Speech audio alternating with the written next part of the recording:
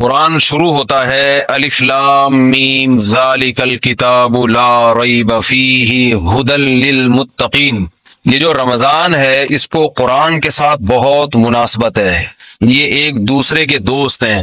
اسلام کے زندہ ہونے کی، اسلام کے برحق ہونے کی علامتوں میں سے ایک بہت بڑی علامت رمضان کا مہینہ ہے۔ کوئی بھی جھوٹی دعوت، کوئی بھی جھوٹا مذہب 1400 سال گزرنے کے بعد بھی اتنا زندہ اور اتنا ایکٹیو نہیں ہو سکتا جتنا اسلام ہے۔ پوری دنیا میں ایک ہلچل مچ جاتی ہے، پوری دنیا میں مسجدیں بھر جاتی ہیں، لوگ سحری اور افطاری کے انتظامات شروع کر دیتے ہیں۔ اور اللہ نے جو کتاب اپنے حبیب صلی اللہ علیہ وسلم پر نازل فرمائی اور یہ بتایا کہ یہ آخری کتاب ہے اور اس کی حفاظت میں خود کروں گا، تو اس کی حفاظت کرنے کے جو اللہ نے انتظامات کیے، ان انتظامات میں سے ایک انتظام تراویح کی نماز تھی۔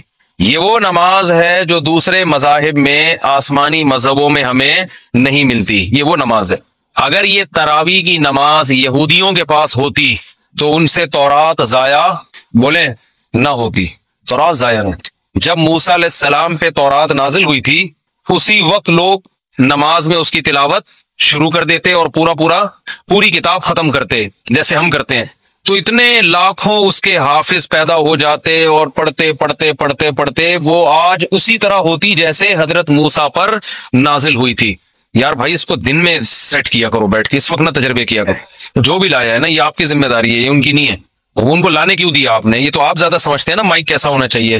اب یہ آدھا یہاں تک آ رہا ہے، تراویح میں بھی ٹینشن، اب وہ بیٹھے گا ہی نہیں، وہ کیسے بیٹھے گا؟ یہ تو آپ کل صدر جائیں صبح اور لے کر آئیں، ٹھیک ہے نا؟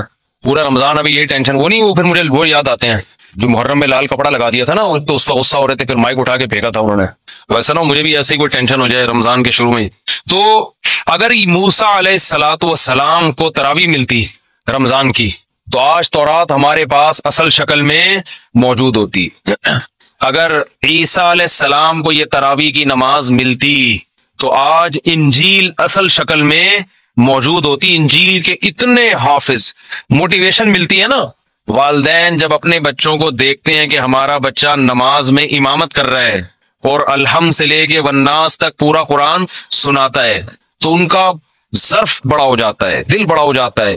دوسرے والدین بھی سوچتے ہیں کہ ہم نے بھی اپنے بچوں کو حفظ کرانا ہے، اس سے موٹیویشن ملتی ہے۔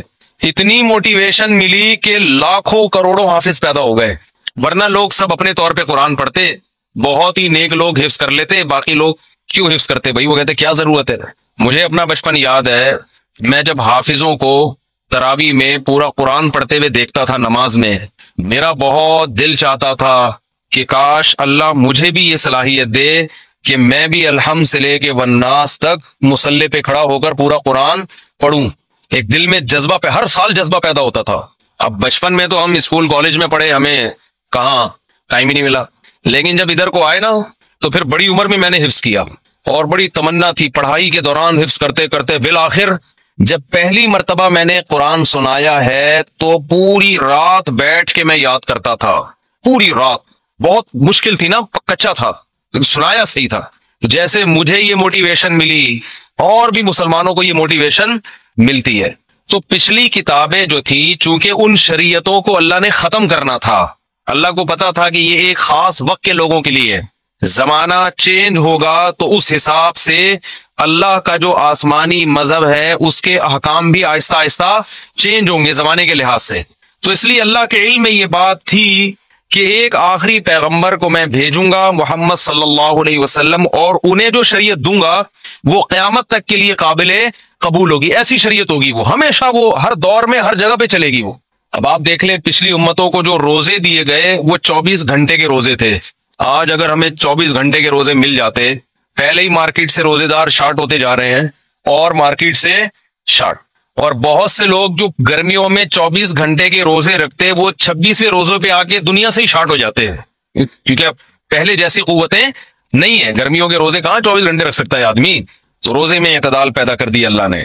آج جو ہم نے آیتیں پڑھی اس میں کُلُوا وَاشْرَبُوا حَتَّى يَتَبَيَّنَ لَكُمُ الْخَيْطُ الْأَبْيَضُ مِنَ الْخَيْطِ الْأَسْوَدِ مِنَ الْفَجْرِ، کہ کھاؤ اور پیو یہاں تک کہ فجر کا وقت ظاہر ہو جائے، فجر تک کھانے کی اجازت ہے تمہیں۔ تو یہ جو تراویح میں ہم قرآن پڑھتے ہیں نا، یہ رسول اللہ صلی اللہ علیہ وسلم نے شروع کیا، اللہ نے آپ پر وحی کی۔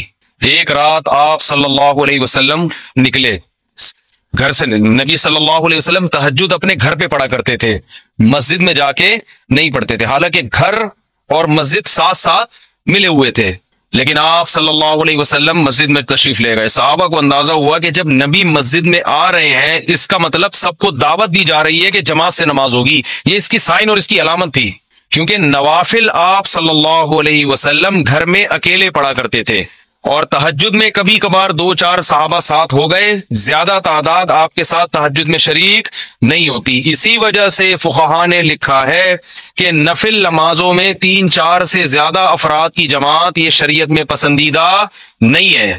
یہ اپنی طرف سے آپ نفل کی جماعتیں نہیں کر سکتے بڑی بڑی، کیونکہ نبی نے نہیں کی ہیں۔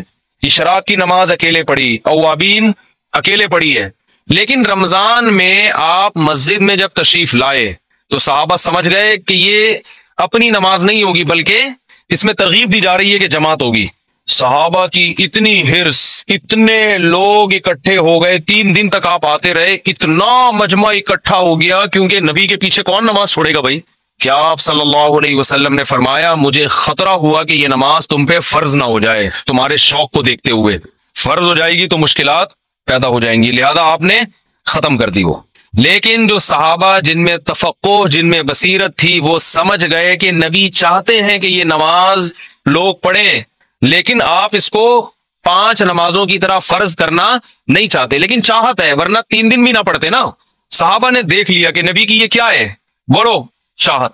اس لیے نبی صلی اللہ علیہ وسلم کے دنیا سے جانے کے بعد جیسے ہی رمضان کا چاند نظر آتا، صحابہ مسجدوں کا رخ کرتے، حالانکہ تہجد صحابہ گھر میں پڑھا کرتے تھے، مسجدوں میں نہیں پڑھا کرتے، اور تہجد میں بڑی بڑی جماعتیں نہیں ہوتی تھی، الگ سے کوئی نام نہیں دیا تھا، بس قیام اللیل رات کی نماز ہے، رمضان میں جماعت سے ہوگی ہے۔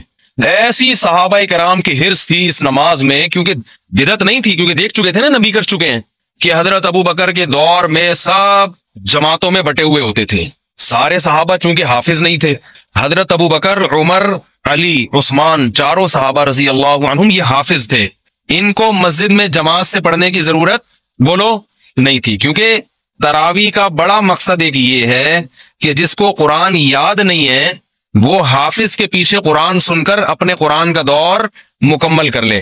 حضرت عمر یہ نماز گھر میں پڑھا کرتے تھے، اور علماء کہتے ہیں کہ جس کو قرآن یاد ہو اس کے لیے خود سے تراویح پڑھانا یہ کسی کے پیچھے پڑھنے سے بہتر ہے۔ سمجھ رہے ہیں کہ نہیں سمجھ رہے ہیں؟ نہیں یاری میرا غالب آواز سمجھ میں، ابھی تو آپ کے اچھے بھی سمجھیں گے انشاءاللہ۔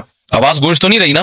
گونج رہی ہے، بہت گونج رہی ہے یار، کچھ کرو یار، اللہ کا واسطہ، مجھے سمجھ میں نہیں آ رہی، رمضان آتے ہی ٹینشن اسٹارٹ۔ تو جو حافظ ہے نا، حافظ جو خود پورا قرآن پڑھ سکتا ہے، اسے چاہیے اپنی الگ جماعت کرائے، الگ جماعت، تاکہ اس کا قرآن کیا ہو جائے، پورا ریپیٹ ہو جائے۔ جو حافظ نہیں ہے وہ حافظ کے پیچھے پڑھے، صحابہ یہی کیا کرتے تھے۔ نبی نے فرمایا نا 73 فرقوں میں سے جنتی کون ہے؟ جو میرے اور صحابہ کے طریقے پر۔ تو صحابہ کیا کرتے تھے؟ حضرت ابو بکر کے دور میں جو قاری اچھا لگتا کہ بھئی آپ زیادہ اچھا پڑھتے ہو، چلو بسم اللہ کرو، آگے کھڑے ہو، ہم آپ کے پیچھے نیت باندھتے ہیں۔ یہ رمضان کے علاوہ یہ کام نہیں ہوتا تھا۔ اگر رمضان کے علاوہ ہوتا نا، حضرت ابو بکر روکتے کہ بدعت کہہ کے روکتے اس کو کہ یہ تم نے کیا شروع کر دیا نیا کام۔ حضرت ابو بکر کے دور میں تراویح کی نمازیں ہوئیں، لیکن سب نے اخپل طریقے سے پڑھی ہے، جماعتیں ہوئیں، ایک مسجد میں کئی جماعتیں ہوتی تھی۔ بھائی مجھے یہ والا قاری پسند ہے، اس کی آواز اچھی ہے، چلو بھائی آ جاؤ۔ مجھے وہ والا اچھا لگ رہا ہے، اس کی آواز اچھی ہے، چل بھائی میں اس کے پیچھے پڑھوں گا، آپ اس کے پیچھے پڑھیں۔ بعض لوگ اسپیڈ کو دیکھ رہے ہوتے ہیں، آواز کے بجائے کس کو دیکھتے ہیں؟ بھائی فلاں کی اسپیڈ تیز ہے، ہم اس کے پیچھے پڑھیں گے۔ تو امید ہے صحابہ تو یہ نہیں کرتے ہوں گے اسپیڈ، ٹھیک ہے نا، وہ کون زیادہ اچھا پڑھتا تھا۔ تو حضرت ابو بکر کے دور میں جتھوں کی شکل میں کئی جماعتیں مسجد میں ہو رہی ہیں، یہ رمضان کے علاوہ نہیں ہوتی تھی، ہوتی تو روکتے ان کو نا حضرت عمر کے بھی کیا بدعت شروع کر دی ہے، لیکن حضرت ابو بکر نے ان کو روکا نہیں، کیونکہ جانتے تھے کہ نبی سے یہ ثابت ہے۔ حضرت عمر رضی اللہ تعالیٰ عنہ کا دور آیا، آپ رمضان میں مسجد میں آئے رات کے وقت، دیکھا کوئی ادھر نماز پڑھ رہا ہے جماعت سے، کوئی ادھر پڑھ رہا ہے، کوئی ادھر پڑھ رہا ہے، ایک رونق مسجد میں۔ حضرت عمر نے فرمایا کہ یہ ایک امام کے پیچھے جمع ہو جائیں تو کتنا اچھا ہو۔ ہر آدمی اخپل طریقے سے کیوں پڑھ رہا ہے بھائی؟ مسجد میں کیا ہونا چاہیے؟